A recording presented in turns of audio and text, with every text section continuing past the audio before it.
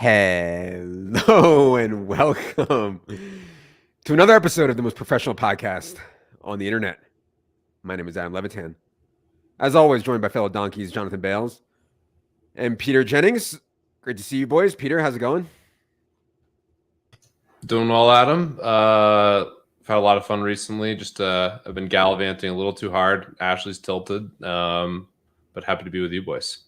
Yes, the gallivanting has been strong. I was on vacation for a week, which we'll talk about. And then the week after that, actually hosted a bunch of ETR guys here in Colorado for a week, did the meetup and stuff like that. I'll talk about that in a minute here. But so that's why we haven't done a show in the last 2 weeks. Going forward, hopefully we will have a show every week as things settle down as we get into football season. Bales, good evening. How you doing? I'm doing well. Just a boring life here in Miami. I can't wait to hear about the ETR trip, Paris, everything. I just want to hear from you guys, man. Okay.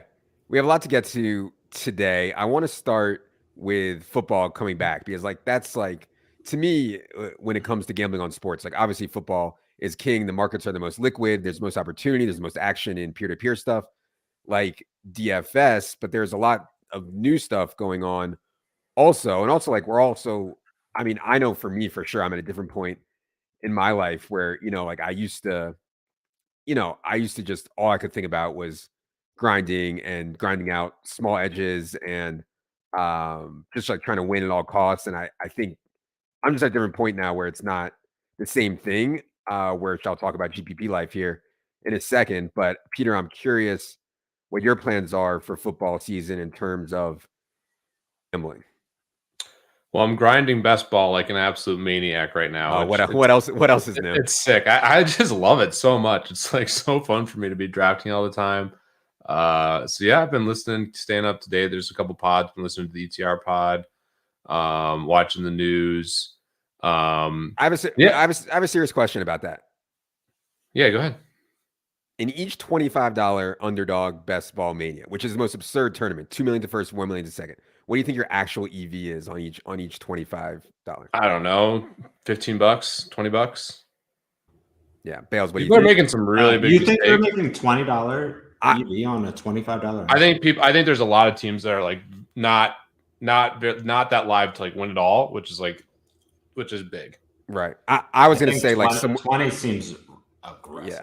I was going to say somewhere between 10 and $15, but yeah. I mean, you could be right because all the money is up top. So if you're not I mean, I have a small sample in this. Best ball ROI has been off the charts. I mean, I did win the first year on draft and won the high stakes and got second in the big $25. So yeah, my results are very, very biased, are very skewed because of the early success. But even the year after where I didn't have late runs, I still returned over 100% on the tournaments. And I didn't even make the finals, but I just had a much higher advance rate. And if you go through the teams, there's people drafting 4 quarterbacks, drafting 5-6 receivers, just roster construction, then lack of correlation, I think can really hurt quite a few teams. Yeah, but it's so hard to figure out what your actual ROI is. Each year is a data point, but it's pretty minuscule. You would need probably decades to figure out what your actual ROI is. So you have to sort of insinuate what it is based on strategy compared to others. It's more philosophical. So you think it's better for these reasons and maybe some data or whatever. And it probably is. But yeah, 100% is really high. I think it's much lower than the high stakes ones, 1,500. Go ahead, Levitan. Yeah. Sorry, I was just going to say that to me, playing best ball is not even about the money. It is so fun to do drafts, and it gets me ready for football season. I'm aware of where everybody's thoughts are on all the players in the entire market. I am challenging myself to make stands on players and stuff like that. So to me, that's the best argument for best ball. And not worrying about whether it's 10 or $20 of ROI. It's just I'm the same way. And I want to see the industry grow. Obviously, rooting for Underdog. There's a bunch of reasons, and it's just genuinely super fun. I'm addicted to it. I'm actually having to stop from drafting best ball teams because I already have 90 out of the 150, and I want to I wanted to draft more of them later. Yeah. And I've just been overpaced. But yeah, in terms of football this season, last year betting was really lucrative in Colorado. There's a bunch of books, a bunch of promotions. Those have died down a bit. I still think there'll be opportunity in college football, NFL. There's news and there's some edges. Props will be interesting, and then DFS. I mean, last year was just like, I think there's a reason I got content, fat, and happy. I mean, I ran so hot last year playing GPP Bro Life, like in the beginning of the year. September was like one of the best months I've ever had in DFS, and then donated the rest of the season. But ended up having a good year doing GPPs, and I don't see any reason why I wouldn't do the same this year.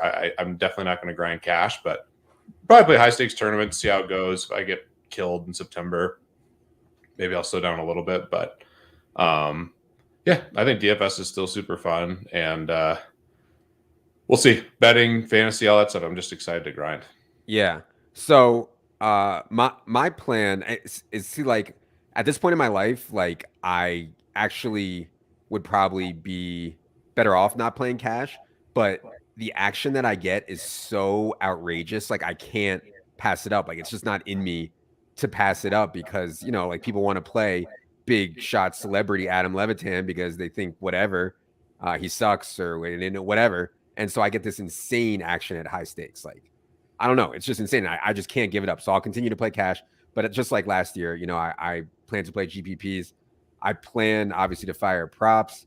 I plan to play the Super Contest or the Circa Millions or one of those. At least 1 or 2 entries. I'll probably play the big DraftKings Survivor thing. So yeah, I'll do those too. We should also find like a high stakes league to play in. We've played in a couple before. I'm looking for like a high stakes season. Actually, what I want to do, and maybe the three of us could do it. I'd do like a high stakes best ball as well. That'd be fun. Yeah. I as far as I know, the highest stakes best ball is only 1K, right? Yeah, I would love to do like a 25K or something like that. Right. More than that. Yeah. Oh, yeah. ETH is ripping. Bales is feeling good again. We're gonna get to ETH ripping in a second here. Bales is rich again. Peter and I were in we did a pretty high stakes league years ago. We lost like $500,000 in one league one year. Maybe not that much. We lost a lot of money in that one league. No, I think it was that much.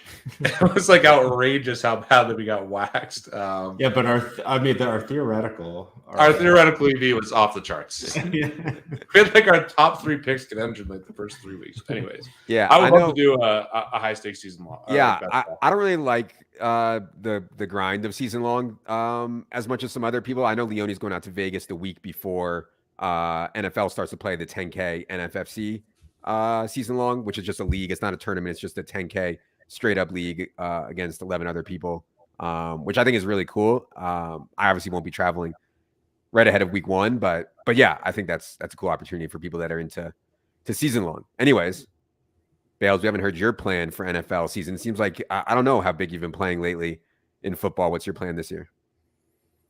Yeah, I play I guess kind of big in DFS. It's more I think what you said in the beginning, just like grinding small edges in the past is not as enticing now, and it becomes more about like sort of game selection. Even if you're betting against the right people, or playing like you're playing like the high stakes games. Like how many 10Ks and 5Ks are you getting each week? Every week I get like at least 1 5K, I would say. Yeah. I mean, you can like scale that with no additional effort. Like there's no reason that you shouldn't play those, right? Yeah. It's not like you need to like put in a bunch of work.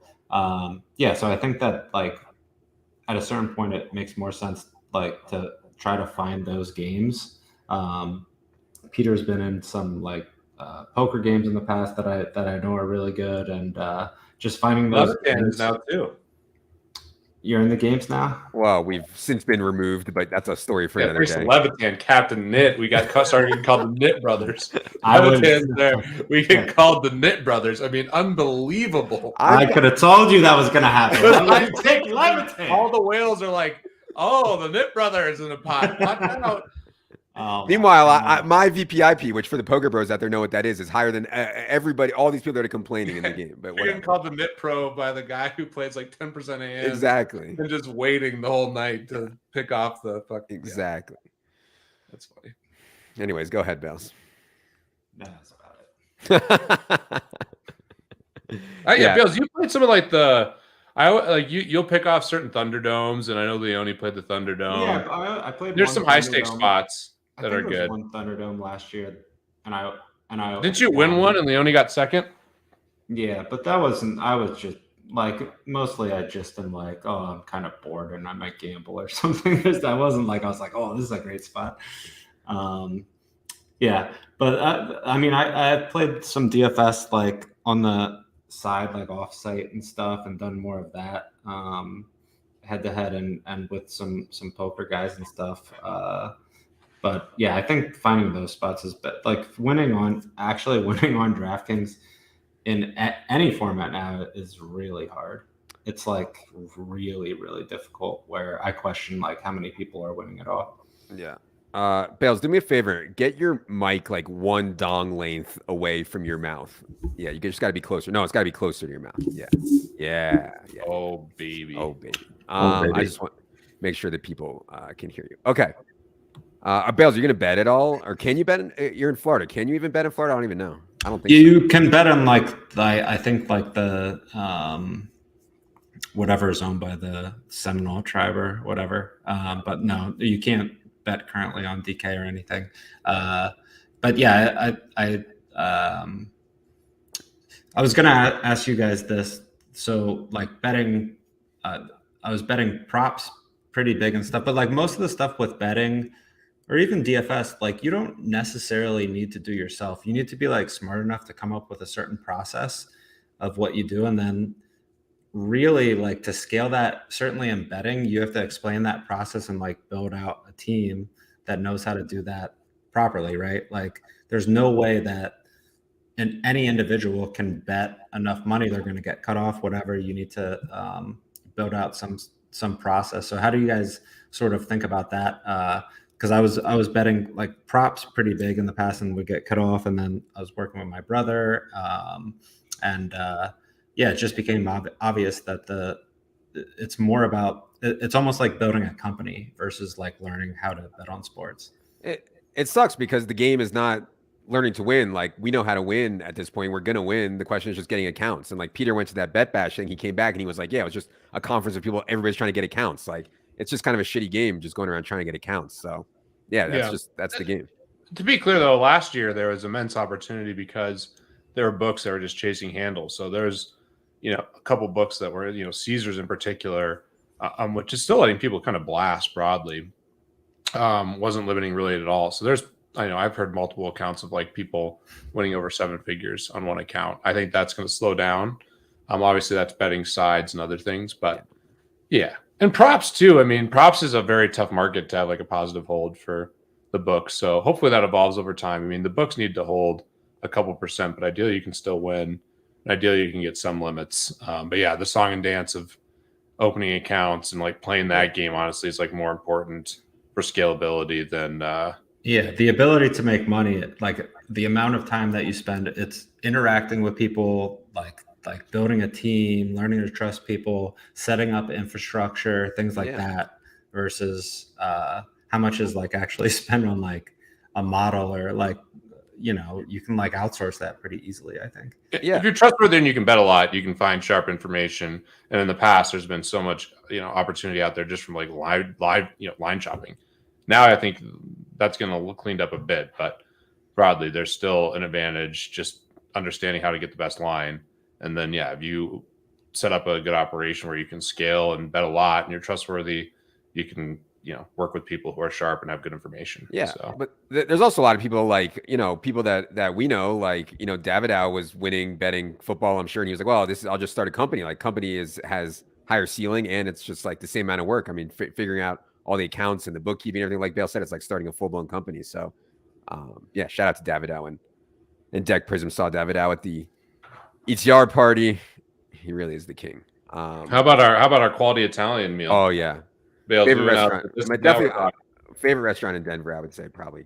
I haven't been to that many because I'm a suburbs guy now and I never go to the city. But favorite restaurant in Denver so far is definitely quality Italian. No, and we were living. We had a great night and it was legitimately business. I mean, look at we're figuring it out, getting away from the wives and kids. I mean, this is the epitome of the dream.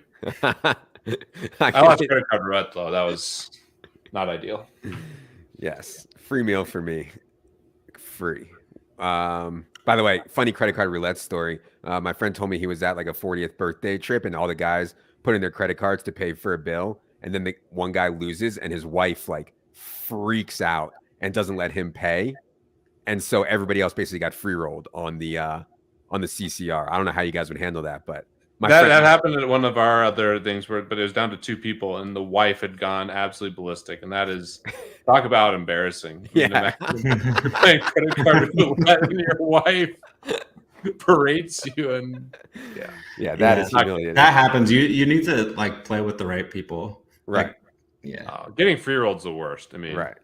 Another funny credit card roulette story is Peter came to visit me in Leviton in Philly a few years ago, and I think we went out to eat 6 times and played 3-man, and Peter lost 5 of 6. Or I got waxed. I was on a good streak, and that was one of the worst streaks where I was just on a roll. All right, couple things from the ETR week before we get into traveling. First, I, as a man, climbed to the top of Mount Bierstadt. Peter, as a shell of a man, played golf instead. Peter, after hearing our how much fun we had on the trip, what a great experience it was, do you regret now not climbing Mount Bierstadt? By the way, for those that don't know, Mount Bierstadt is the easiest quote-unquote 14er in the Colorado Rockies, 14,000-foot peak, but you start at 11,200 feet. And it was hard, but it wasn't like impossible. I mean, they were like kids up there. But anyways, Peter, I did that like a decade ago, like after college and like during those years, a lot of people were doing 14ers, and I probably have done like 4 or 5.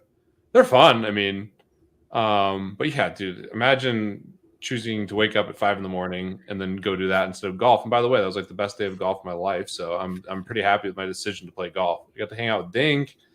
Great day.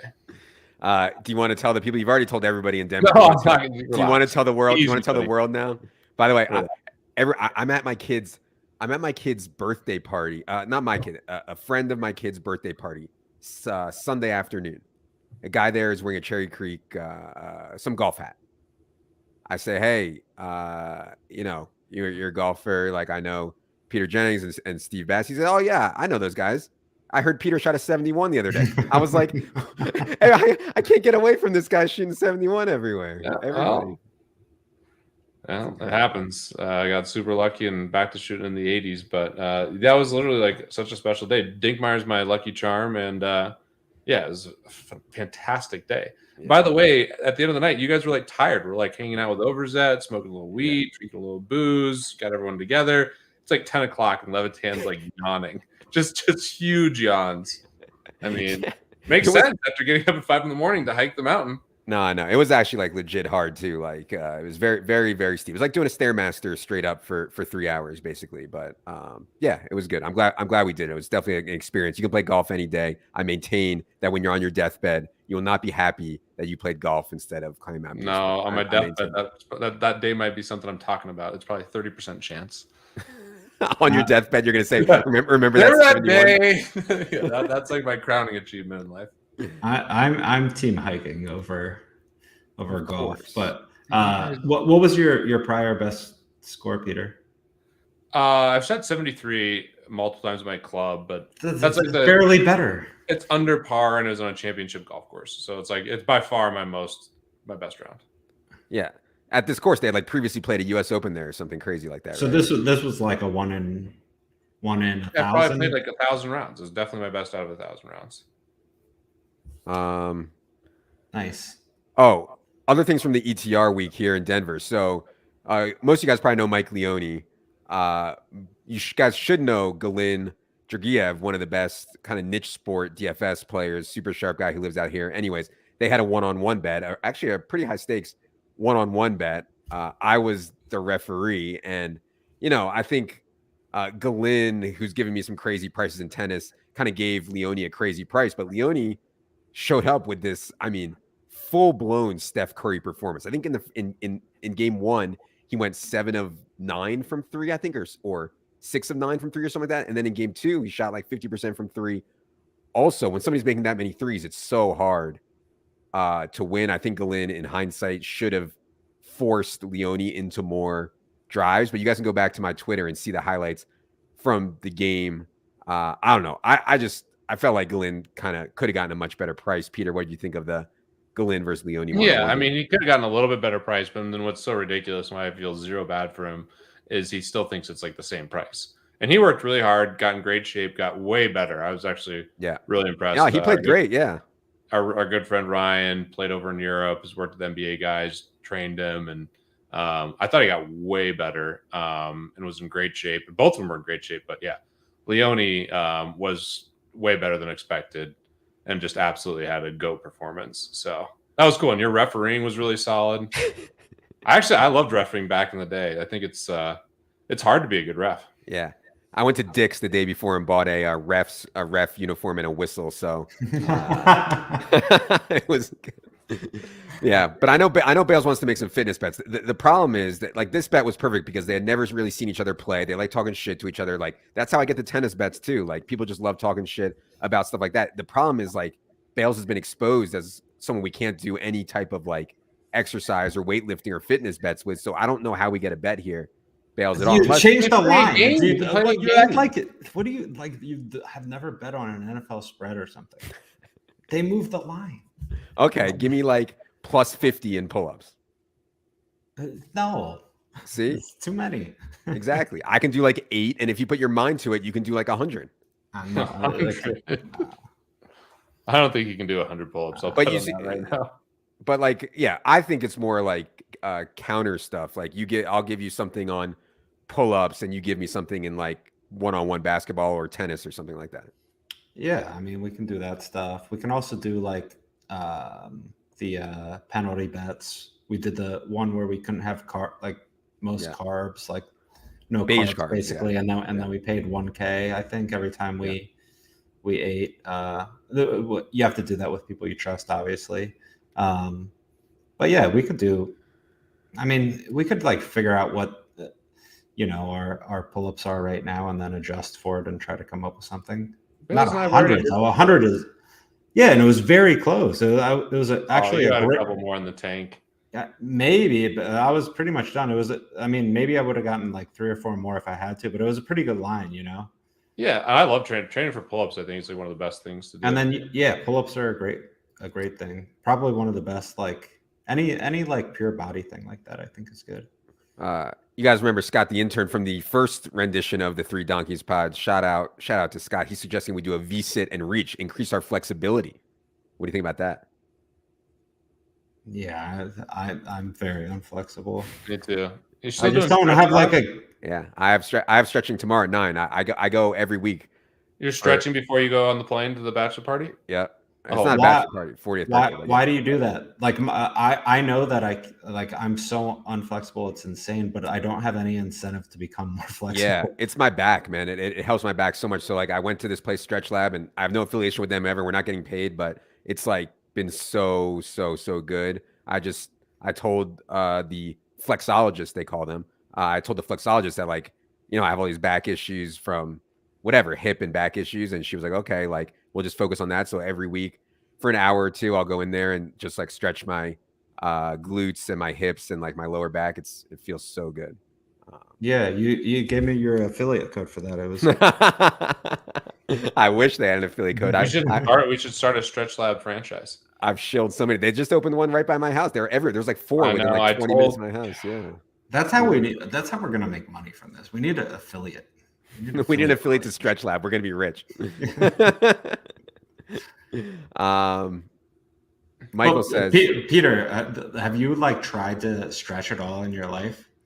So the thing that's helped me the most that I actually didn't have any injuries in my back playing basketball. Now, like, probably if I play like 10 times, I'm on average going to have like back issues like 1 out of 10 times.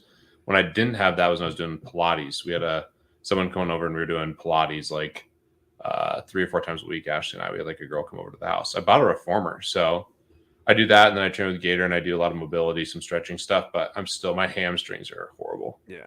I mean, my hips are decent. My hamstrings are terrible. All this stuff like glutes, hamstring, and like core, and like even like pelvic floor stuff is like so correlated to back pain, and like, it's a lot of work to like try to do it for sure. And we're still trying to blast. I mean, Levitan's going to the gym. I mean, we're brittle, but we're trying to grind out these later years. The hoops thing, I want to see you versus Leone. What would you say a fair price on you versus Leone 1-on-1 is? Yeah, I think he'd have a much harder time scoring against me, but I'd say I'm probably like -110 or -115, I would say. Yeah, I think it's really close to a flip. Yeah.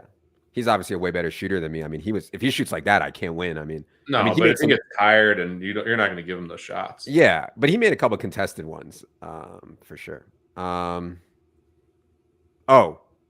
View House party. So I don't know how many people in here are listening to this, came to the View House, but I appreciate everyone who came out. We did the ETR meetup at the View House here in a little bit south of Denver. Just like, I know I've heard Bales talk about this before. Like part of ETR is community, right? And I know like when we did Fantasy Labs, like I know Bales, you said like you wished or you tried to do more with community. You guys were trying to get more community. It's just hard when everybody is on the internet. But I think with Discord, like a lot of these guys know each other from Discord and trying to do things like the meetup. If you actually hang out with everyone and met so many great people. Lauren was there. My wife, Ashley, was there. David and his wife. Overzet came. A ton of people. Mark Dank and his wife. Shout out to Mark, by the way. Mark Dank from ETR getting married here in a couple weeks to his amazing wife, Maggie, or soon to be wife, Maggie. But yeah, I just thought it's like important to do this stuff, like the community type stuff. So I don't know, Bales, any thoughts on that, especially after I heard you talk about it when you were talking about Fantasy Labs before?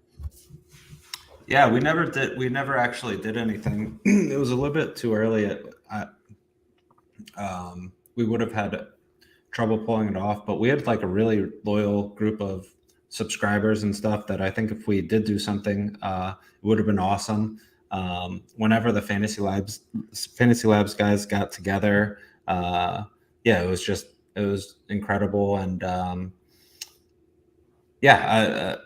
don't know. I think that if you're in a position where you can have people from the internet come and all meet each other, and like you have enough people that want to do that because that's already built, then that's extremely rare. Like people, like most companies, like die to try to build that type of loyalty. It's really, really difficult. So to have that at all is incredible. Yeah, I mean, we tweeted it once and we got 60, 65 people to show up in Denver. Yeah, that's nuts. Awesome. That's crazy. Yeah.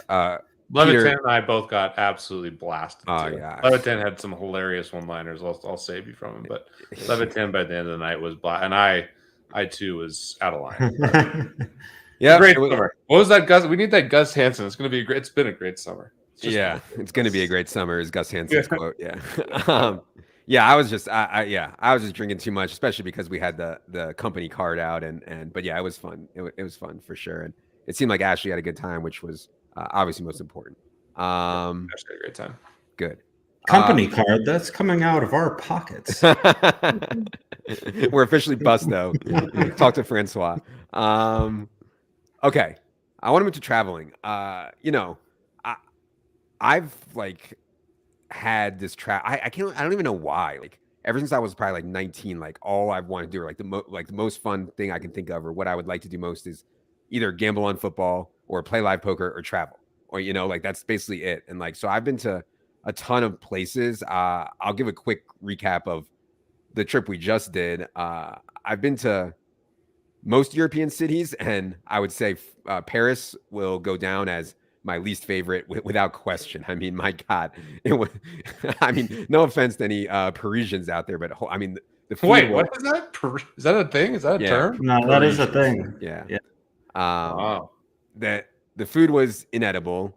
I don't care about like the Louvre. I mean, your opinion on the food is pretty irrelevant. You have no palate. Lauren eats all food, and she thought the food was inedible. Also, Lauren does not eat all food. I couldn't imagine her enjoying the snails. No, she wanted it. She did try the snails. Yeah, she tried the snails.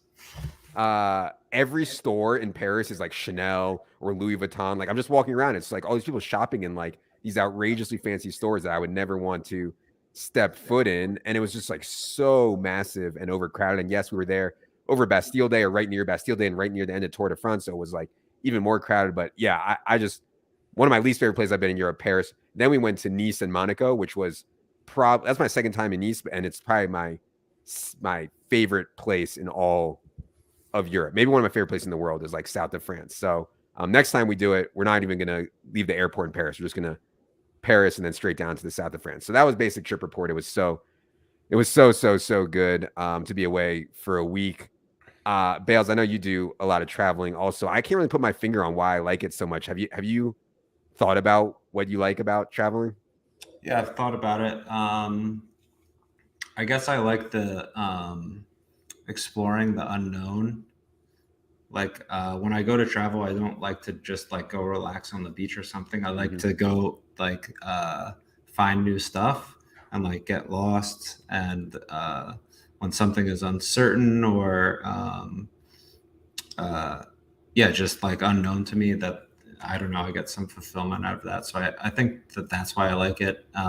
You can also just be like a complete crazy person when you travel. Like you can do anything. Like if you're in another country, just who cares? You can do anything. It's not like you're in your home city. I'm interested. Why did you like Nice so much? Yeah, it's one of the most like beautiful places I've ever been, for sure. And I just thought like the culture down there was like, everybody's just like relaxed and looking at fun. And kind of like Key West, man. Like Key West is one of my favorite places to go in America because it's not like stuffy at all. People just like walk around in flip flops and drink beer and don't worry about anything and have fun. And Nice has like been for 200 years or something, has been like the vacation destination for people in Europe. And so I kind of got that vibe there, but it's so outrageously beautiful. And like, yeah, I agree with you. I don't like to sit on the beach at all, but we did a little boat trip where like we got to jump into the Mediterranean, swim with some fish and stuff. And that was really cool.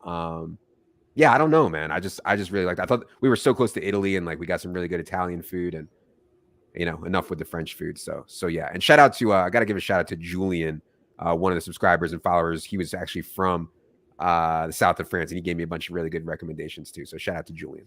How do you compare the European places to Brazil, which I know you've been to, that I have never been to, but yeah, to me, I've been to some places in Europe, and other than, I mean, I thought Italy was kind of cool, and then Turkey, which is really not really Europe, like part of Istanbul is, but to me, like Asia is just a much better experience because it's so much different from the way that we live, and Europe is pretty similar in a lot of ways. Yeah, and I like that, like the culture shock when you go into a place.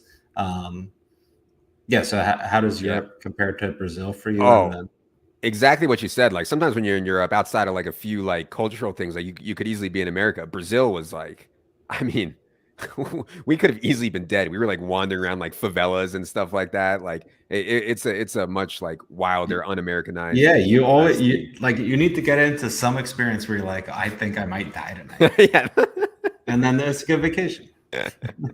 Yeah, I mean, like I was actually in Rio when I was 27 or something, and like I was there with a bunch of guys, and like you're trying to like do drugs and stuff. I was just like, guys, like this seems like a really bad idea to just like get drugs from some random person in Rio. They're like, yeah, come to my neighborhood. We'll get you some drugs. I'm like, I am just not going. So yeah, I mean, I don't know, man. I'll try. I'll go anywhere though, really. And yeah, you know, Europe is the most Americanized for sure. Yeah, I don't know. Peter, any thoughts on this stuff? Yeah, I mean, I need to do some more travel. I feel like I travel quite a bit within like the U.S. and North America, but I need to travel more. We should do a trip. Ashton and I were going to go to the Amalfi Coast, which that's something I definitely want to do. But then I had my Achilles injury right before, so we had that like all booked out. Probably the place that I go that it's like the opposite of what you guys are talking about in some ways, but also is just like I can like really unplug, and like there's a nice part about it is Hawaii.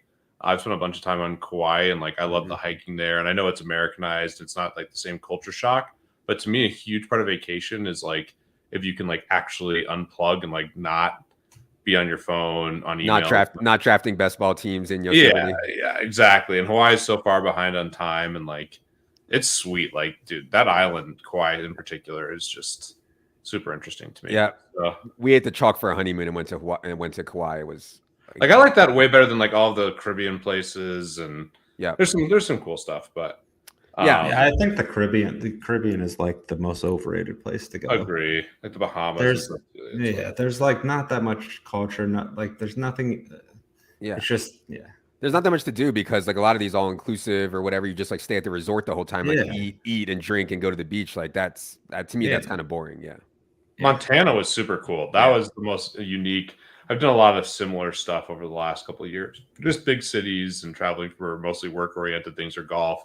And Montana was super sweet. I want to do Asia though at some point. Yeah. It's also the kids. Like I'm trying to figure out. Like you're probably in a good spot where you can start traveling with the kids, like out of the country. Adam. Yeah. My take on that is it's expensive and they don't appreciate it. You know, like that's why they gotta be like 6 or older, something like that. Yeah, I still just don't think they appreciate it enough to like spend $10K to take them to like Tokyo or something. It's not expensive. Yeah, Tokyo is expensive, but it's not expensive to go to like most of Southeast Asia or something. Yeah, the flights are expensive, but yeah, they probably aren't going to know what's going on. Going to Europe right now too. One thought is like this is the time to go. I mean, the dollar versus the euro. I mean, you're balling. Oh yeah, we were balling hard. I mean, stuff that like it was it used to be 2-1. You know, something that cost $50 was essentially 100 not that long ago, or I guess 80 or something. Now it's just. Imagine Turkey. Yeah, their currency collapsed. I think they're a Turkish millionaire. They used to do that. They used to do a joke about that on Stern. Of all the places I've gone, a lot in Asia, everything. I think my favorite place in the world is Turkey. Honestly, I think it's the most underrated place to go. I went to Istanbul, Cappadocia, and then some beach towns and stuff. There's not a lot of tourists, and it's just an awesome country. It's really cool. Yeah, I never even thought about really going to Turkey, but yeah, sounds cool. All right. I want to talk about this deal that Underdog announced. I know we already hit on the best ball stuff. Just to close the loop on the best ball stuff, I believe, Peter, they raised that $500 million like not that long ago, and then now they just raised again at 485, or this was the same one? Same terms. So originally, hopefully this is. I think the plan was 50 million on 450 to get to that 500 number, and it was 35 on 450. And the company's just doing so well that I think they're going to keep rolling forward. I mean, the fantasy stuff is just out of this world, and I think it really is a lot of fun. And I hope that we see more games. And I mean, Jeremy talked about it in that Wall Street Journal article that basically they're trying to do games really well. They're not just another traditional sports book. And I think Americans really do love games, and that's showing. I mean, these best ball numbers are just crazy, and that's across like multiple sites. I mean, the Underdog tournament is insane, and the action there is awesome. But like, if you just combine the volume across all these different sites, it's like off the charts, and it's so much more fun to gamble on than traditional season long. It's so crazy how popular it is, man. Like I knew it would be popular because I remember how popular MFL 10s were, and we talked about it in the DK Pro chat. Like we should start our own best ball site.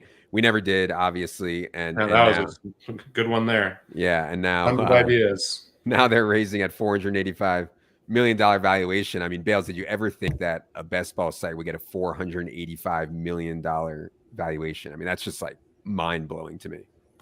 Yeah, not a best ball site, but I think that what Jeremy's built is just like sort of a way to get into betting. And Jeremy asked me to be the CEO of Underdog, and I said no. That's true. It's a good decision, I think, right? Yeah. Brandon's turned into. He's been amazing. Yeah, he seems like. No offense, Bale, but it sounds like he's doing a way better job than you could have done. Yeah, of course. But, I mean, I don't. Who needs another 100 million? And some. Obviously, there's a huge butterfly effect, but in some realm, like you would have done really well. I mean, I think the whole thing. I mean, it's a great team, and there's so many people there. I don't want to like go through the whole. But yeah, Brandon is really good with product, and it's really great. We all know a ton of people there. I think they have an incredible team. The idea is awesome. Obviously, they have sports betting and all these different products that they want to build, which is a huge part of the valuation. But best ball on its own, I mean, this is a big business. Like I don't think I would have. I would not have guessed that we would have as much volume in best ball that we're going to have in 2022. Well, I know you won't guess that because at Fantasy Labs we were considering running a product. Remember, we were going to like launch a best ball product. We were considering it, and then we ran through the math, and I was like, we can't really make that much money on this. Like, there's really not that much money. The people aren't spending that much money, but yeah, I guess I mean that was just like the current market, and if you create a really great product, then people will spend more money, right? And now those people are loyal to Underdog, and I mean they have the easiest conversion to sports betting ever. Yeah, they're doing a good job too. Just another great product. I think they have a lot of people focusing on the right brands. They're partnering with the right people. Obviously, the ETR deal is great. And going forward, I mean, I just hope, like, to me, it's like, can we come up with other really cool, like, addicting, fun peer-to-peer games? DFS has been awesome. Obviously, that market's gotten way more efficient. Best ball is another incredible format. Are there going to be other, like, betting type games that are just awesome and addicting? And it gives me some encouragement. I just hope we have more peer-to-peer games, because for guys like us and the audience here, like, you know, peer-to-peer markets present quite a bit of opportunity. So hopefully they can come up with other ideas as well. Yeah, and it's just so much more fun, the peer-to-peer, for sure. But yeah, I mean, the product that Underdog has is like, I mean, all credit to them. Like, that's why it's just so good and so crazy popular. Anyways, congrats. And the main thing that Jeremy's done well is Los Dos, his tequila company, which you guys are going to want to check out. It's the best tequila. I mean, not the Los Dos, not the same degree. Bales is a bigger shareholder on Los Dos, but yeah, how is Jeremy is just Underdog is doing okay, but Los Dos. Well, what do you think, Jeremy, from a life EV perspective, has been better? What's been better for Jeremy, Los Dos or Underdog? I have no comment. It's got to be Los Dos, man. Dude, you see his parties and stuff that he's throwing. He's just bringing tequila everywhere. I mean, he's living. Yeah, congrats on the sex. Anyways, I heard from a friend that was actually it was just weirdly said to me that it was at a party in the Hamptons and said something about Los Dos tequila that like knew nothing about Jeremy or me investing or whatever. Yeah, he's partying in the Hamptons. He's getting these insane houses, throwing the most epic rangers, Miami, everywhere. And he's like, yeah, it's all for the Los Dos. Got a new CEO. It's going well. So figured it out. Good. Last thing before we get to Ladton, we have to mention, you see the glow on Bales's face. It is because crypto is once again booming. Bales, do you have any comment on what is going on? I mean, we had, I believe Ethereum was like, I don't know, 800 or something, not that like a week or two ago, and now it's back up to like 1700. Or I don't even know if I have those prices right, but there's been some epic pump going on. Bales, any comment on what's going on? And congrats on being rich again. I don't have too much because I didn't even know it was pumping until you said something. It is at 1700. Bitcoin's at 23.7 right now. I don't really have too much of a comment. I currently only own some NFTs, not too many, and Bitcoin, Ethereum, and stables. That's it. No altcoins, nothing. And I have some money in cash, more than I had in the past, despite inflation. I don't have too many thoughts on crypto at the moment. I think it's still a time to just be in like the stable coins right now, Bitcoin and Ethereum, and I just haven't been looking at it much. When you say stable coins, you mean Bitcoin, Ethereum. You don't mean actual stable coins. Stable coins as well, although obviously we need to be careful with those. Yeah. I think DAI is probably the best stable coin overall, and then USDC is the consensus best one, I guess. But I have like so many concerns about stable coins where I just feel like it's not worth the risk. I don't know, maybe Peter has a different take, but like it's just, USDC, I think the view on USDC, I mean, with Circle behind them, you can convert it 1-for-1 for dollars with Coinbase. I mean, Coinbase is having a variety of things, but USDC, there's dollars as collateral. There's always been smoke with Tether. Obviously, we saw what happened with UST and Terra. DAI is really interesting, and DAI actually has continued to succeed as a algorithmic stablecoin, although it's much, much different than what Luna and UST was, as well as some of these other stablecoins that have collapsed. But Yeah. The thing to me that I'm still waiting to see, and I think the crypto move is highly correlated with just risk on trading up quite a bit. I mean, the most interesting thing that happened market wise to me was, I think it was Wednesday, and I might be getting my days off by one here, but Microsoft and Google both like missed earnings, and then the guide was actually a little bit better. So they went down and after hours initially, and then they rallied back, and then we ended up going up quite a bit the next day. And just risk on in general has traded quite well. And I think a lot of that has to do with what Powell said from the Fed and some of the data coming out. There's still, a huge issue with inflation, but risk on has gotten a little bit of a tick up, and the 2-year and the 10-year rates have come down a bit. So that's the move. I'm still really concerned about imminent regulation in terms of the short-term price, but definitely feel nervous. Like for me right now, I haven't touched my Bitcoin position, but everything else, I got much more conservative with all my altcoins. Basically own nothing after the whole Terra collapse. I thought the contagion would kind of spill throughout the industry. And now I'm feeling, the last thing you want to do, a year from now has been like, oh my God, I didn't buy more Bitcoin or ETH or whatever at the bottoms. But I'm still nervous, and I'm kind of in a similar situation to Bale's: Bitcoin, Ethereum, and a lot of NFTs. So who knows? Yeah. Bales, you mentioned staying in a lot of cash despite all the inflation. I guess that means you don't think that we're at the bottom, or you're concerned that we're not at the bottom. Not that we have any ability whatsoever to time markets, but I'm just curious why you would hold so much cash. Because cash represents optionality to do different things, and so like if you're losing, say whatever 7% a year on holding cash, that's only theoretical. But if you spend all your cash on something that has a 2% ROI, you have no cash left over for something that comes along that is like, wow, this is incredible. Like we've had a few of these, it's typically things you can't predict. We had, poker and crypto came along, and NFTs and whatever, where you just want to slam like all of your money into this.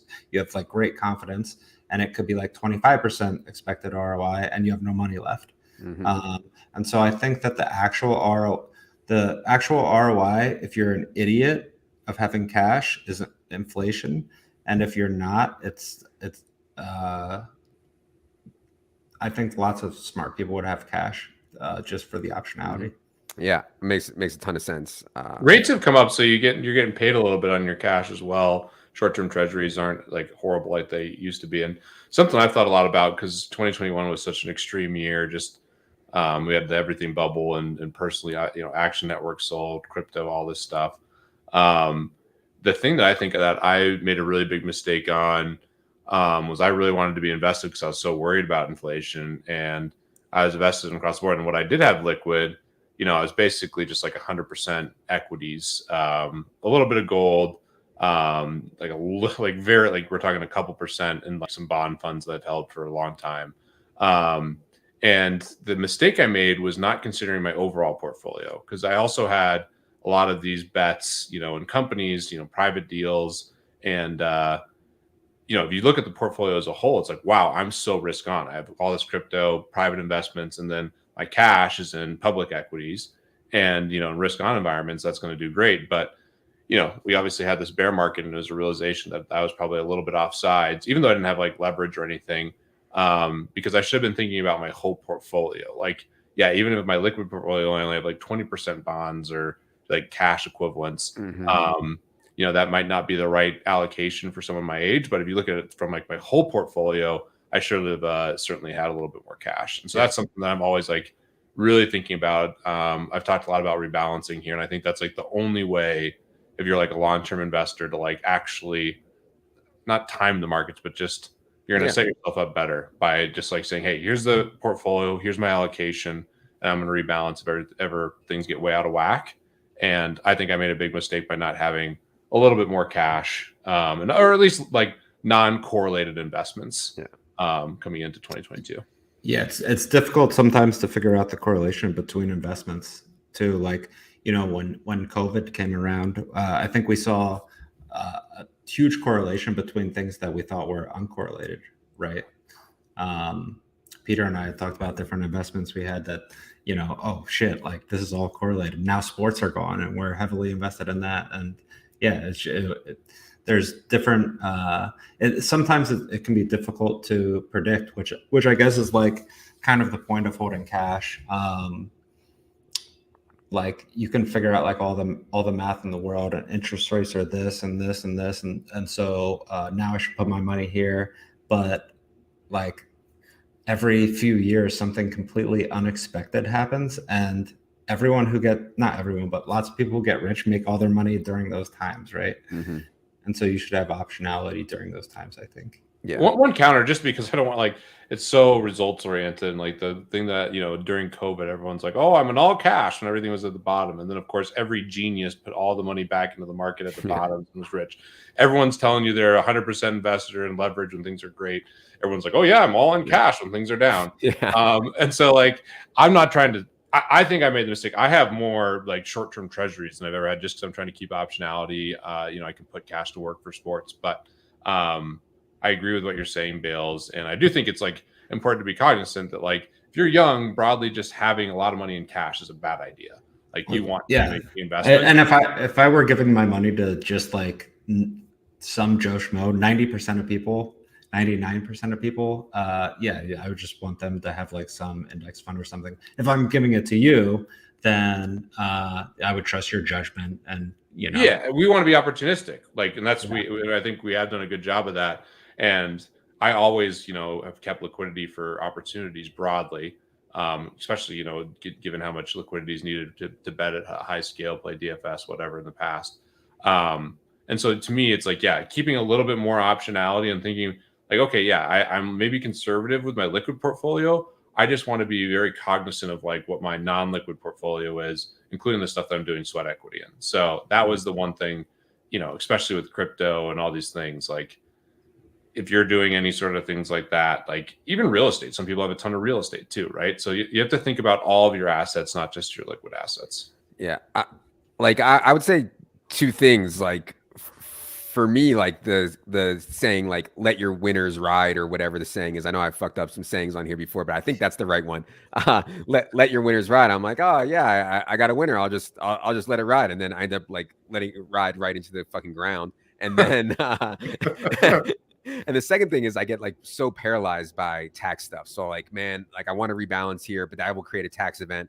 I can't do a tax event. And the next thing I know, I'm just like holding my dick, instead of just like taking the tax hit when it is what it is. Like, I feel like I shouldn't make as many decisions as I do based around taxes, but then like, I feel like tax efficiency is also like a big part of earning money. So I don't know. It is. That's the hard trade-off. And I think if you're gonna have a rebalancing strategy, it should be like tax efficient. So maybe rebalance at the end of the year and you really think about, okay, here are the tax consequences. So it's hard, and that should be part of the equation. And like, just looking back last year, probably the most egregious mistake was like, oh, everything's up, but like, the private companies and the JPEGs were a little more correlated than I probably thought. Like Underdog, it's like, wow. I mean, obviously they've done great, but it's easy when things are going so well, and I think a lot of people are feeling that last year. It's just like, oh, I have all this money, it doesn't matter, and getting content's bad. So, but I'm with you, Adam. The tax efficiency stuff's really important, and I think having a long time horizon and staying invested is really good. But for us and gamblers, and people who like to take shots and things, like having optionality and being liquid is also really important. So it's a tough balance, but it's what we're doing. Yeah. I feel like Bales hits the sell button more than anyone else. I'm so envious of Bales hitting the sell button. I mean, we know he hit the sell button on Poodle right down our throat, but I'm talking about other stuff. Benedict Bales. You guys have the wrong narrative with this. I just remember the group text. Don't ever sell your poodle. And we're all like, dude, Bales, here's the orangutan gift for hoodling our poodle. Come to find out, we got dumped on by Bales. I mean, unbelievable. You guys were the ones that were into the hoodling. I never said anything about hoodling. I just said, I just said, hey, this is a cool thing. And next thing I know, Levitan's like a moderator of the chat. He's in the Telegram, in the Discord. People are like, thank God Levitan's here. He's got 160,000 followers. I went into tweet out about Poodle. I went into the chat one time when it was dumping, and they were like, everybody in this Telegram chat was like, Mark Wahlberg is dumping again. Mark Wahlberg is dumping on us again. And then I find out that Mark Wahlberg was actually Bales. It's so sick. Dude, I never even heard this. Bales the whale. You have to unload it at some point. That's what I'm saying. Bales is way better at hitting the sell button, man. Yeah, no, I think Bales is more of a trader than us, exactly. for sure. Exactly. I didn't even look at tax stuff until this year. I never even considered it. And then this year I lost all kinds of money. I lost so much money this year. Looking at oh, I should do this for taxes. Yeah, well, 2022 is not going to be a problem for losses. Let's put it that way. We're gonna have plenty of losses to chalk up in 2022. There's no doubt about that. All right, let's go to Ladton. We've gone long enough here. The people came for Ladton. We can play 1 or 2 rounds here. It's getting late. Definitely 2 rounds. I know Bales. 2 or 3 or 4 rounds, I say. I got a good question for Bales. All right. Well, let me give the spiel real quick. For the guys who don't know what Ladton is or haven't watched the show before, it's a simple game. We're going to ask each other questions. The goal is not for the other people to get the question right. It is to guess as close as possible to what the person will say. Not to get the answer right, to get as close as possible to what the person will say. We're doing multiples, so not closest by the number, but closest by multiple. And we'll explain that if it comes up here tonight. All right. You got one, Peter? Yeah, I'll start with Bales. Question for Bales. How many ounces of pee do people pee at a Red Rock show? So there's about a little under 10,000 people there. So at a concert, start to finish, when the gates are opened to when everyone's out, how many total ounces of pee? Assuming 10K? Yeah, assuming sold out. Okay. I think it's a little under 10K. It's 98, 9,900. Okay. Assuming 10K people the entire time, how many ounces do they pee? Correct. The whole audience in Red Rocks. And that counts people pissing on the bushes. Shouldn't be doing that. And then the restrooms, everything else. Keep in mind, at a concert, just to make sure I frame the question right, some people come in early. Those people would be count once they're in, but some people come in late. So normal concert, I think doors are hour or 2 before the concert actually starts. Let's say for an average concert, doors are for 2 hours and it's a 3-4 hour show. God.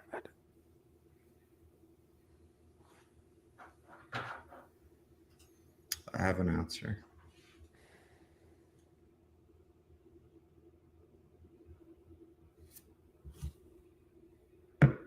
All right, I have an answer. Okay, I'll go first. I said 200,000 ounces. I said 169,000 ounces. I went just right above a pound.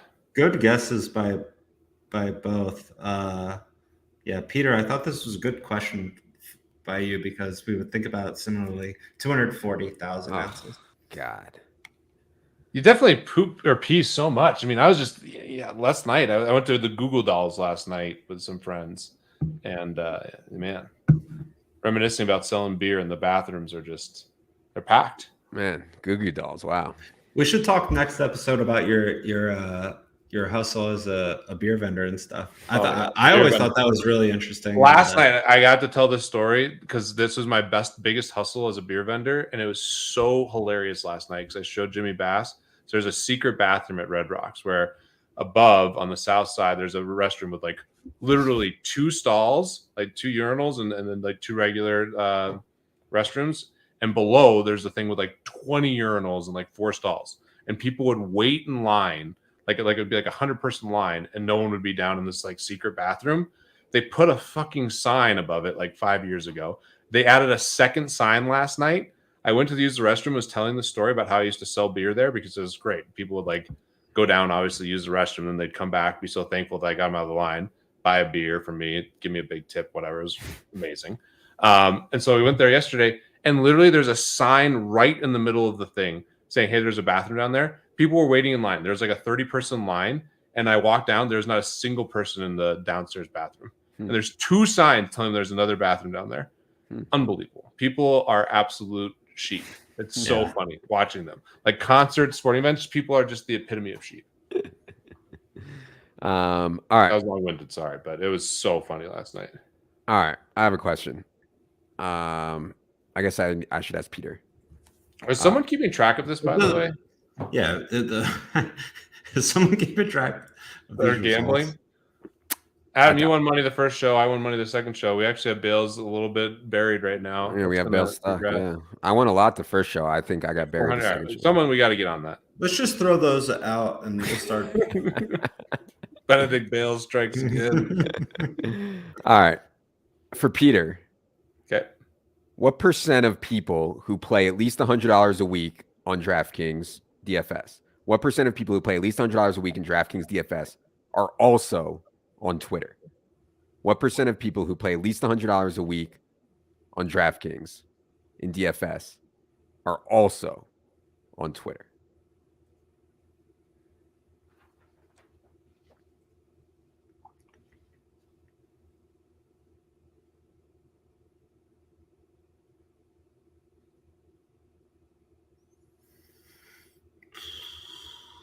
I have an answer.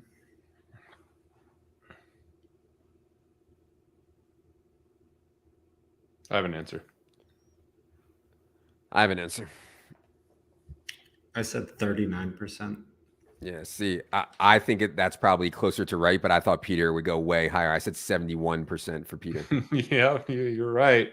I was like caught in between 60 and 70%, and I went for the meme, 69%. Yeah. Yeah, I think it's definitely lower. Yeah, I think like, man, I feel like everyone has to, even people have like no. If you said 1K, if 1K is different, 100 is not that much.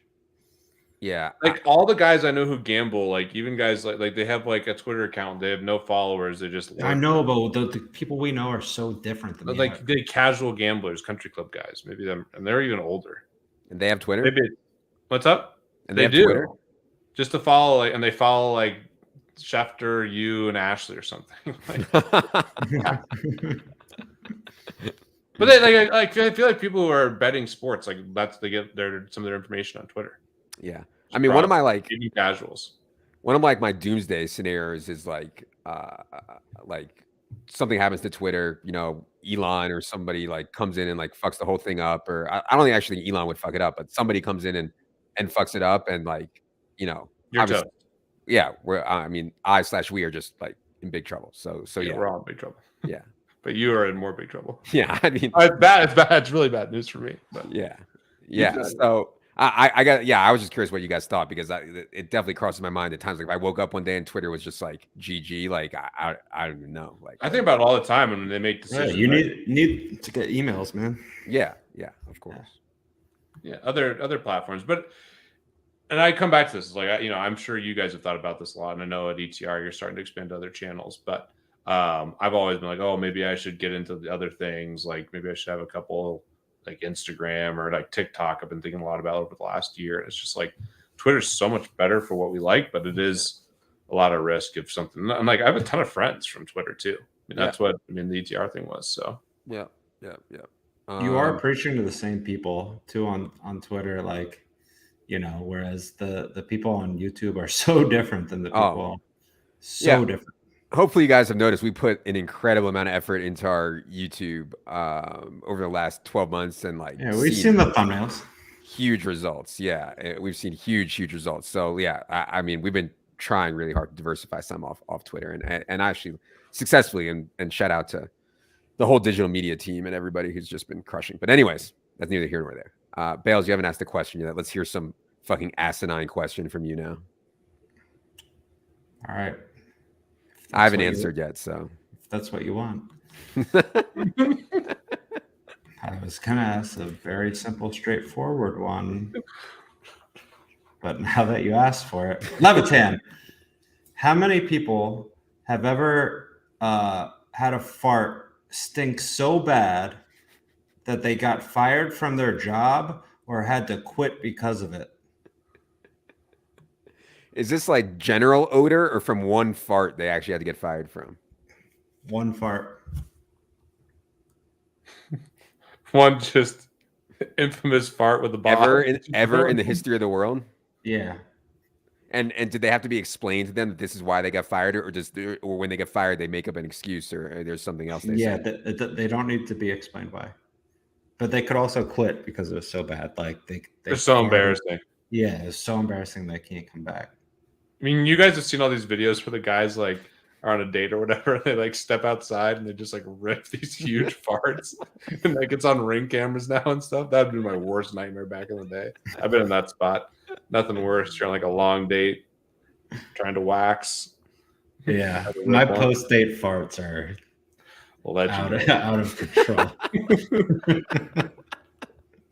Imagine holding it in all day at work or something, and then just accidentally dropping a bomb on your boss. Can you believe that Action Network didn't want this podcast on their network? It's unbelievable. That's their loss. I remember one time this girl I was dating in high school. I dropped her off at her house, and then her mom like wanted to come out to talk to me, but I dropped her off and I farted like in my car as I was pulling out. That's the ripped ass, just like, oh my god, it was outrageous. Like, I'm surprised I didn't pass out from this fart. It was so bad. And her mom like came out and like wanted to talk to me and got in the car. It was so no. At another time, next episode, I'll tell you guys about the time that I had a whole family looking for a rotten dog bone because they thought it was because I told them that their dog left a bone in the house, but it was actually just my fart. You guys are gonna love that one. All right, so how many people have gotten fired or quit from an embarrassing fart? They'll do that other relationship ruined, but maybe not a job. I know you can't say zero. I know at least one. This is all time in the history of the world. Yeah, all time. I mean, you're going hunting for food and you just get kicked out of the tribe because your farts. No, that is not getting fired. Because I could see that happening.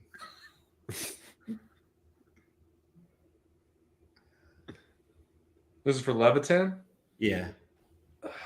I have an answer.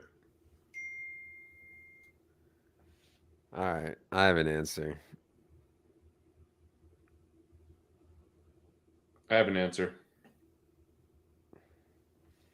I went to such a weird answer because I just don't. I'm hoping for a little hedge here. I'm hoping Bales either goes super low or super high, and I like win on the multiplication. I said 34. I said 999. Okay. I had absolutely no idea what to say, so I just went with Michael Jordan 23. Yes. Yes. Bingo. 999. I mean, over under like 5. I mean, honestly, like we've all been. I know. I thought I didn't think that. I honestly think it could be 0. Yeah, seriously, like we've all been in a position where we could fire someone. Would you ever actually fire someone because they had like a farting problem? I mean, some people are really weird. Some people like the stench. Just yeah. I mean, you might talk to someone and be like, "Hey, listen, like we have an odor problem here," but I'm not gonna. I just thought Levitan would go high. Fire someone. That seems crazy. Yeah, that's. No, they can also quit though. All right, Bales. Actually, no. We lost Bales. Oh no. Oh no. Bales is, by the way, coming to us from his office, which is in a hotel in Miami. So hopefully he'll be right back. Yeah, hopefully he's right. I got a good question too. Patrick says IBS life. Yeah, I mean, you could probably get a lawsuit if you fire someone. They could come back and say, "Hey, listen, we have IBS. You can't fire me." If you guys have any questions for me and Peter here while we wait for Bales to get back in the room, go ahead and fire them in. Here's Bales. I lost. I don't know why I got disconnected there. All right, Peter. Okay. All right, I got a question. We'll go back to Levitan here.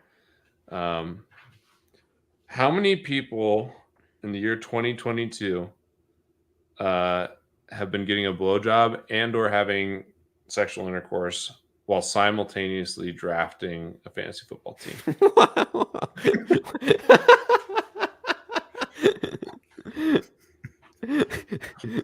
Say that. So either getting oral or having actual full-blown intercourse while drafting a best ball team. Yeah, so the person could be You know, you could be going down on a woman, she could be drafting, or you could, you know, getting a blowjob and you could be drafting, or right. And or this is sex. you say Sex would be quite strong if you're just like sitting there. I don't know. This is all time, or this is Year 2022. Year 2022. I'm sure there's a lot of cases of a guy eating out a girl while she's drafting a baseball. I was just putting that out there. I have another subject I wanted to get into. Ashley, yeah, whatever. I'll take that. I got another gem from Ashley. We got to do a little more research before we bring it back. Can you imagine a girl just being like, I don't know, Gabriel Davis? Slow drafts count. Slow drafts absolutely count. This is not like, I mean, it would be impressive if you were in like a BBM3 team and this was happening. You know, 30-second clock would be tough, but I would imagine slow drafts is probably more appropriate. So slow. There's less pressure, you know. You can look away. So slow drafts do count. You're saying correct. So in the middle of intercourse, you would either stop or while you. I think intercourse is less. I think there's like a couple scenarios here that are possible. But okay. During oral, you would go make your pick it'll take you 2 seconds and then go back to what you're doing. Yeah. Or you're just sitting there looking at your phone or whatever. Right. Okay. But Travis's point here, it's not just someone who's in a slow draft. They have to be actively drafting. Yeah. Actively drafting. Okay. Basically, how many people are looking at their phones while having some sort of very and specific. You're asking me? Yeah. Okay.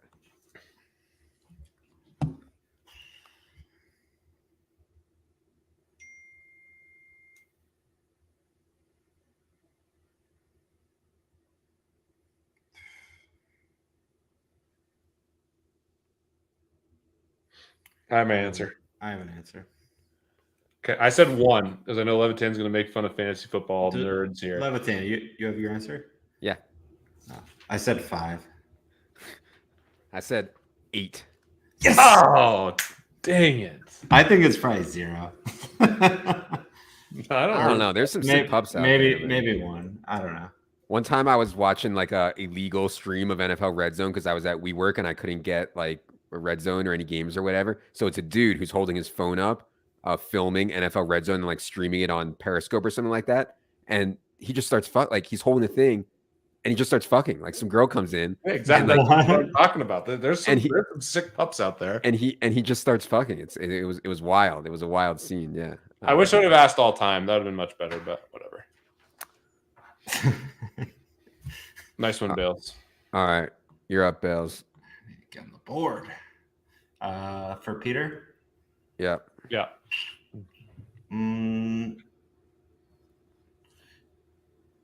How long would it take you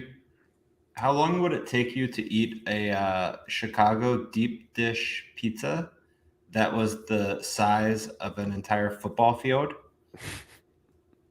assuming normal rest and fullness? And like restroom behavior, right?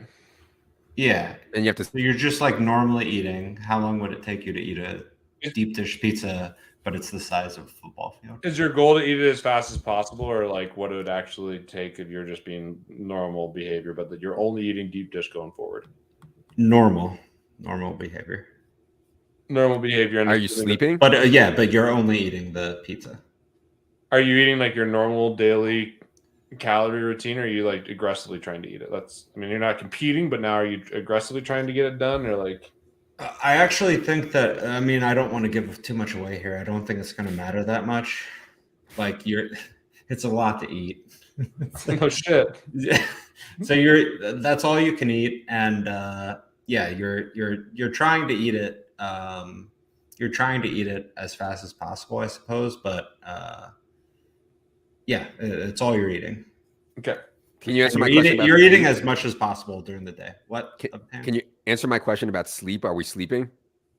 Yeah, of course. Just normal day. You're gonna have to sleep for sure. Okay. And are we answering in days, weeks, whatever? That's for you to figure out. Okay. Yeah, we'll adjust in the. All right. So you asked Peter this? Yeah. Okay. The size of an NFL football field. Yep. One football field and Chicago deep dish. Have you guys had like real Chicago? You know, it's like it's thick. You know, like a pie. Okay. And we're including the end zones too, right? 120 yards. Okay, yeah.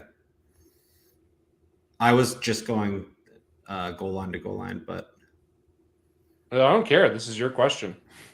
Let's do the end zones too. Perfect.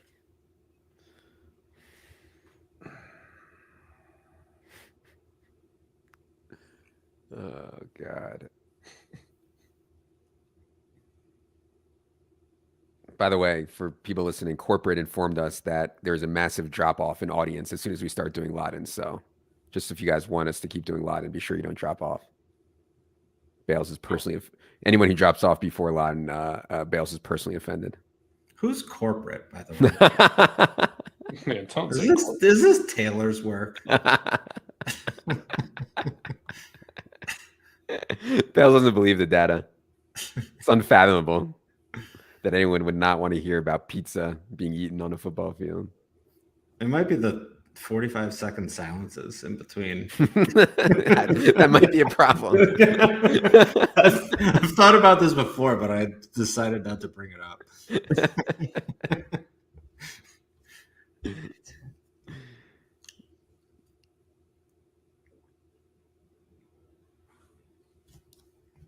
All right, I have my answer. God.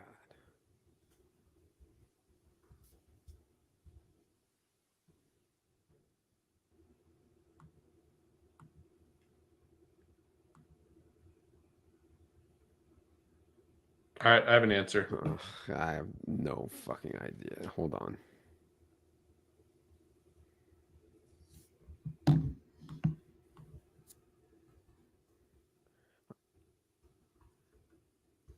Oh, God.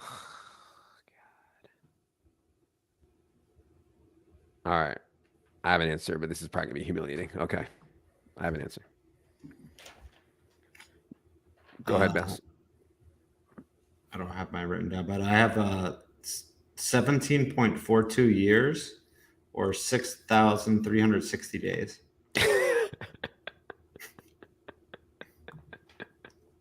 God, I don't even know what I was saying. I have 1.5 billion minutes. I don't know why I did it in minutes.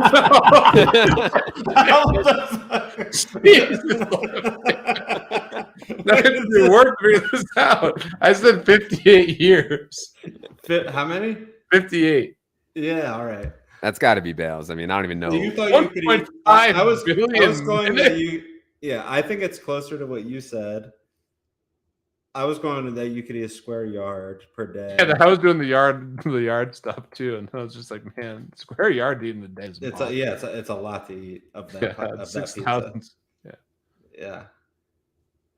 I started doing the math in minutes, and then I couldn't turn back. I mean, you couldn't do this simple. You couldn't make it easy on us, man. 1.5 billion minutes. Yeah, I don't even know what that is. Oh, I might have to figure it out now. All right, we got one more question. Yeah, last question. Who am I asking? I think Bales, Peter. Right? I just answered that one. Okay. Yeah, I know, I've answered 2. So do I need to answer 3?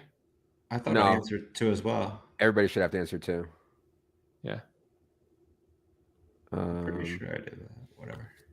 All right. Adam, have you only answered 1? That one. Maybe you guys. How many did you ask, Levitan?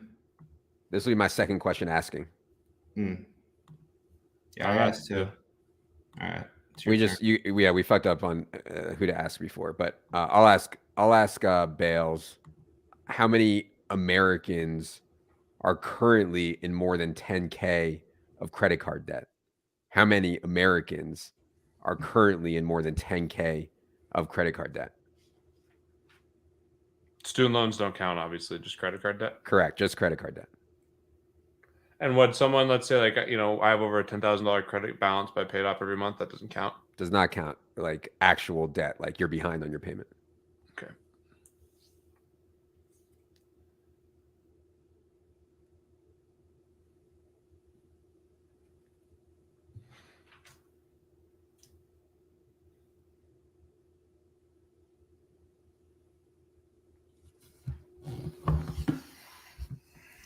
All right, I have an answer. I have an answer. All right, I have an answer. I said 50 million. I actually think it might be more than this, but I think Bale's is going to go low. I said 25 million. 35 million. Oh, damn it, baby, let's go. It's Levitan. Yeah, I was only off by 10K. Yeah, 2.5 million more would be the same. Yeah. All right, that's gonna do it. I can't face any more Ladton. It is way past Bale's bedtime on the East Coast. It is actually past my bedtime here. Mountain time. Appreciate you all hanging in with us tonight. It was a lot of fun. As always, we are going to try to do this regularly now. I presume we are all back from vacationing and everything. I know Peter is on the grind. I am on the grind big time as well because, like I said, I mean, gambling on football is my favorite thing to do. One of my favorite things to do, and being prepared for it is so much fun. So thanks for everybody checking it out. If you have a fantasy football draft coming up, establishandrun.com. If you have NFT needs, luckytrader.com. If you have sports betting needs, unabated.com. What else are we shilling here? If you have baseball needs, underdog.com. We're done shilling crypto. We're done shilling. Any shitcoins? How about Bitcoin? We're shilling Bitcoin. We're shilling Bitcoin. Anything else to shill here, Bales? Any Tickcoin or anything like that, or Poodle you want to show? No, I don't show. I just do my business on KuCoin.com and that's it. I won't show. Yo, by the way, 1.5 billion minutes is 2,854 years. You're way off. Yeah. I'd be dead. You probably couldn't do it. We have a couple of goons calls. Travis and Scott want to remind everybody shielding their goons bag that. Yeah, lava fur is. I mean, Leone is killing it with that lava fur. How's your lava fur goon doing? Mine? Yeah. I mean, he's doing well. He's still in the wallet. He's not doing much, but I look at him occasionally. I love the way he said mine, like I would ever own a fucking lava goon. Okay. It's enough. What are you talking about, Ladton? I knew you would. If me and Peter were like, you gotta buy a lava goon, I guarantee you. I think Levitt. I think we might have blown through our trust with Leviton. I think he's a little more skeptical than me. We got him over the line, and now he's a little more skeptical. Oh boy! All right, this was fun. It's gone on too long. For Bales, for Peter. We'll be back hopefully next week with another 3 Donkeys. Be sure to subscribe. I'm Adam. Good luck, everybody.